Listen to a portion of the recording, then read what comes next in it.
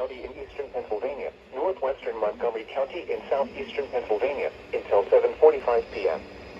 At 4:54 p.m., Doppler radar indicated thunderstorms producing heavy rain across the warned area. Between 1 and 2 inches of rain have fallen. Additional rainfall amounts of 0.5 to 1 inch are possible in the warned area. Flash flooding is ongoing or expected to begin shortly. Hazard: flash flooding caused by thunderstorms. Source: radar. Impact: flooding of small creeks and streams, urban areas, highways, streets, and underpasses, as well as other drainage and low-lying areas. Some locations that will experience flash flooding include Kutztown, Fleetwood, East Greenville, Topton, Valley, Bechtelsville, Lyons, Gilbertsville, Jerryville, Boyertown, Pennsburg, and Red Hill. Turn around. Don't drown when encountering flooded roads. Most flood deaths occur in vehicles.